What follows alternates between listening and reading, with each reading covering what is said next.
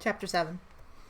Instead of being blinded by sudden sunlight, like Team Searchlights had geared themselves up for, by Laura and Lampere tightly closing their eyes, the latter also ceasing her light, and Sandra covering his eyes, the team were greeted by a pitch-black sky with a moon, with the moon, not a moon. As if to say there are multiple moons. Not that that's as stupid as multiple suns or anything, but idly hanging in and above them. Whoa! Laura shouted. Why is it so late? This happened before, Sandra thought, when Lampere and I were going through Winding Woodland. Didn't feel like it was a full day, but it seemingly was. That's what happens when you in mystery dungeons, Felicia explained, still carrying Arioris with relative ease. Doesn't mean that it doesn't seem like you spend much time in there, but you always end up spending the whole day or night in them. Oh, Laura answered. Do you think that's why we took so long in Winding Woodland, Sandra? Lampere asked, turning towards him. I think that'd be it, he replied. So how far are we from wherever we're going? Laura asked. Gladetown isn't too far from here, and our base is just outside of it, Nahia said. Once we're there, we'll have some dinner and get some rest. I wish I knew we were having a sleepover, Laura replied. I would have brought my PJs. I have some spare PJs, Lampere said. We're about the same height, so they should fit. Laura rolled her eyes, but said nothing. Sandra passively wondered what PJs were, but didn't question it out loud. By the way, Nahia? Lampere asked. Is Arioris going to be all right? Of course. We've just had a long day, but he should be better by the time we return to the base, he answered. Felicia nodded in agreement, in helping to reassure the team, but seemingly got distracted by something. Her head perked up and her ears twitched. Did you hear something? Nahia asked. I thought I did, but maybe it was just the wind, she said. It's nothing. Sandra breathed a sigh of relief. He had been preparing himself for the worst. Nahia nodded. Good, then let's get going. He led the way towards Gladetown, with Felicia next to him and Team Searchlights walking right behind him.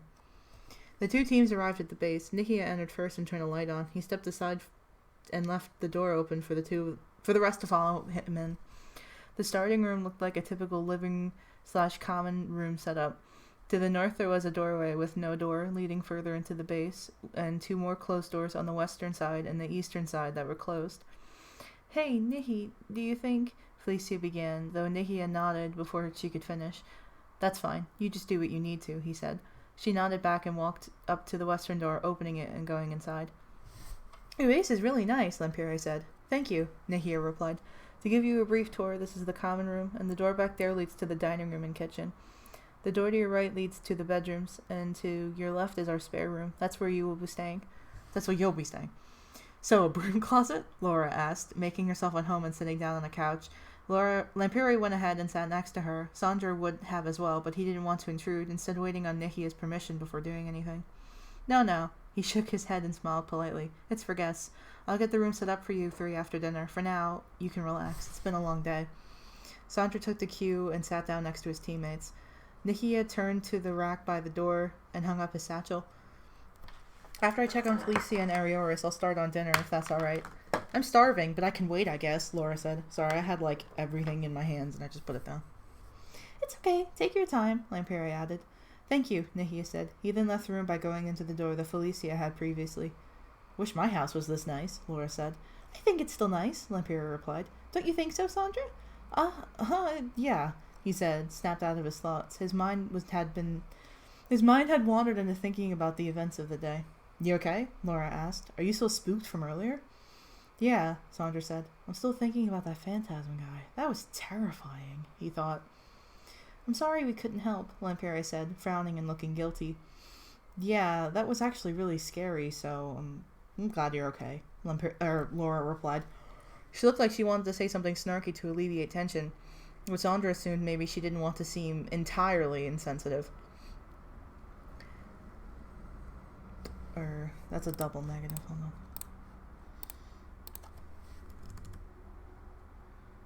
There. Me too, Sandra said. By the way, did that guy say anything to you? Lampere asked. I thought I heard him say something, but I couldn't hear it. Sandra flashed back to that moment when the phantasm told him that he didn't belong. There was something so foreboding about it. Something was definitely wrong. Sandra already felt out of place, but that jarred him even more so. It was almost cursed. Now that he knew it, it would be something that would haunt him. Even if it weren't true. It was now the thought was in his head, and now it will stay there. I don't remember, he said, hoping that would drop the subject. Laura didn't look convinced, but Lamperi nodded sympathetically. That is not one word. I keep thinking that's one word. Okay, hold on. There, that's better. I totally get it, Lamperi said, putting a hand on Sandra's shoulder. If it were me, I doubt I'd remember either. It all happened so fast. Sandra nodded. Feeling Lamperi's hand on his shoulder calmed him down. It wasn't until he felt her touch that he realized he was starting to breathe quickly. Recounting the moment in his head spiked his anxiety. He took a moment to focus on her, and he felt his heart rate calm, and his breathing returned to normal. Let's make sure nothing like that happens again, Laura said. I don't want either of you getting hurt. That would seriously ruin my day. She continued in her usual tone, though it was clear it was just pretense. She did genuinely care. Me too. That's like almost an understatement, Lamperi said, missing the point. Laura smiled a little before her face turned back to its usual frown. I agree, Sandra said. I'll learn to get better at battling, so you guys won't have to protect me so much. But we're here for each other, and that's what matters, Lamperi said. Sandra nodded. Yeah, you're right. Still, though, Laura added, it'd be nice if you learned how to use fire moves eventually. That sounds terrifying too, but alright, Sandra thought. I'll get to that. We'll try once we're done with this mission, Lamperi said. I'm sure you'll get the hang of it eventually. Eventually, Sandra said, trying to make a joke. He smiled. You're the leader after all, so you gotta pull your own weight, Laura said, trying to sound annoyed. Sandra took it in stride and nodded. The three continued their conversation, which mostly devolved into Lamperi suggesting various ways that Sandra could learn how to use fire moves, Sandra politely turning them down, and Laura mostly along for the ride during the conversation, finding their talk amusing in her own way. Nikki peered his head into Arioris' room. The Meowstic's room was well kept with not a lot of personalized touches. Even after 3 years of living here with his teammates, he never really brought many personal belongings with him from home. His bed was pushed against the center of the north wall, where Nihia was standing. Like the other two rooms, there was a desk and chair on the western wall, but was seldom used. A closet was on the eastern wall. Is he asleep? Nihia softly asked. Despite that, he still startled Felicia, the fur on her spiral tail puffing out slightly. Yes, he is, she answered, looking at Nihia before turning her attention back to Arioris. Have you tried waking him yet? Nihia asked, going over to Arioris. He stood on the side opposite to the one Felicia was. She shook her head. I was too scared to. I understand. Were the rookies worried about him? Felicia asked. A little, but I think what he said earlier helped, Nihia said. I think he said that before. I think he said that one before, she thought out loud. I believe that was the reason he gave to me when we all met for the first time. Oh, that might be why it sounded familiar. Nihia took a deep breath. He checked Arioris' vitals. His breathing and his heart rate were normal. His vitals are fine, so I'm going to try to wake him up now, Nihia said. Felicia nodded. I just don't know my own strength. I know. You say that every time, Nihia said patiently. He gently put his hand on Arioris. His hands on Arioris began to shake him. Relatively easily, the Meowstick woke up. He opened his eyes and seemed confused. Hey, where are we? He asked, dazed. Ari! Felicia cried. Nihia softly breathed a sigh of relief. Arioris rubbed his eyes. Did I pass out or something? Where are the rookies? They're in the other room, Nihia explained. And yes, you did. Immediately after the fight concluded, you passed out. That doesn't surprise me, Arioris grumbled. How's your headache? Felicia asked, though she figured she already knew the answer. Not much better, he said. She frowned and her ears lowered.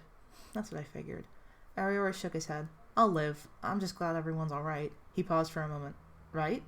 Yes, the rookies are fine, Nihia said. I was just about to make dinner. You continue resting. Sounds good to me, Nihi, Arioris said, sitting up a little. But I better go tell them. Felicia gently pushed him back down. Relax. Don't push yourself yet. You can tell them yourself later. That doesn't have punctuation. Author's note. There are so many fucking typos in this. All right. For you. Arioris smiled at her. Felicia looked away, smiling as well. Nihia, seeing the two of them in good health and happy, deeply relieved him. I'll get going now, if that's all right. Sure thing, Felicia said. If you need my help, though, come get me. Sure, Arioris said, smirking. Last time you tried to help Nikki, you nearly burned the house down. I'm just heavy-handed, she protested, pouting. Nihia shook his head. I know, but if I do need you, I'll come get you. You just keep an eye on Arioris. Yeah. Excuse me. Yeah, who knows where I'll wander off to if I'm left alone, Arioris chuckled. Exactly, Felicia said, agreeing with him despite the obvious sarcasm. Nikia smiled, shook his head again, and then left.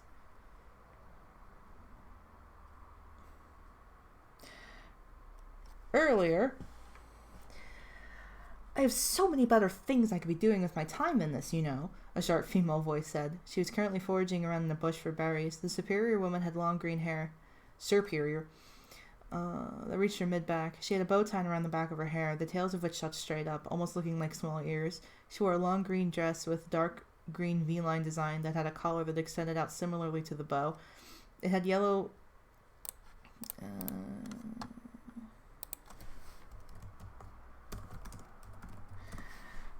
we just added this. Where the hell are we? The dress had yellow vine-like designs on it along the torso. The bottom of the dress was slightly tattered and threadbare, as were the green shirt sleeves of the dress and similarly colored fingerless gloves she was wearing that reached up to her forearm. Her boots were also dark green. Her eyes were a bright orange. Unsurprisingly, for a member of her species, she was quite tall, being 6 foot. She turned her head to look for her teammate, who was standing not too far away from her. He was still, supporting the bag he had slung over his shoulder with his arm. She sighed. Kakorio, look alive! Startled, he quickly turned to her and moved his arm. Suddenly, the contents of the bag spilled out onto the floor. Or ground, rather, not floor. There is a difference. Hold on, I'll fix that.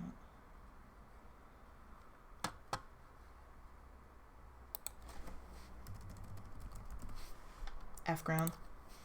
Okay. Live editing, because you know that's good. Okay. Startled, he quickly turned to her and moved his arm, the contents of the bag spilling out onto the ground. Sorry, Melissa, I was just trying to keep it from... The stuttering mess was an Arbok. He had short purple hair and a bit of a baby face. He was wearing a cropped sleeveless hoodie with rather intimidating looking scary snake-like face on it. The hood, which was currently down, had a similar design on the back of it, and 2 black sections at the top that mimicked the appearance of horns. Or like ears, I guess. I wasn't sure which word to put there. A purple undershirt was worn under the hoodie with thin black stripes on it that gave the shirt the appearance of having sections. His shorts were also purple and went to his knees, and the rest of his legs were covered with leggings that had section-like designs of his undershirt. His shoes were a similar light purple color with a teardrop darker purple section pattern. He wore black fingerless gloves with thick purple bangle-like designs on the wrists. He was slightly short for his species, being only 5'9". His eyes were a gold color. What? Not again? Melissa said. I thought you sewed up that hole. I tried, Kakorio answered. I guess it didn't... She let out a loud, but she didn't get up to help him. Gather up those berries you dropped. Kakorio looked at the pile and back at her. That'll be hard with only one arm, or take forever. That's not my problem, she answered. I'm doing something. He sighed. All right. He stood for a moment, trying to think of how to best pick up what he dropped. He ended up kneeling down, pulling the other side of the bag with one arm, and picking up berries with the other. Oh, this works. I think I'm doing it. Melissa just rolled her eyes, though got distracted by something and said, Kakorio, look! Kakorio suddenly turned to look, moving his arm out from under the bag and losing his progress with picking up the berries. Oh, darn it.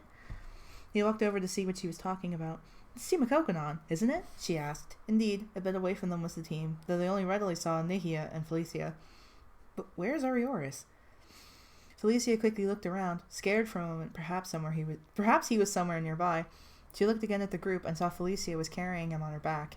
Ah, he's knocked out, Felicia said, breathing a very small, very slight sigh of relief. They're not alone, Kakorio said. Behind the team were 3 children that looked no older than 13 or 14. Rookies, Melissa replied. It's very gutsy of them. Should we tell the boss? I mean, now that Arioris is down. Absolutely not, are you daft? I want to have dinner and go to sleep. We've been busy all day, she yelled, standing up. Kakorio covered his mouth. Her yelling seemed to have alerted Felicia, though they soon continued on their way afterwards. At least she's still dumber than a sack of bricks. Let's go, Melissa said, not wanting to apologize for almost getting them detected. Absolutely no telling Aura about this. Got it, Melissa, Kakorio answered. He went up to the berry pile he dropped and began picking them up again. Melissa walked over and stood near him for a moment before huffing impatiently and kneeling down next to him.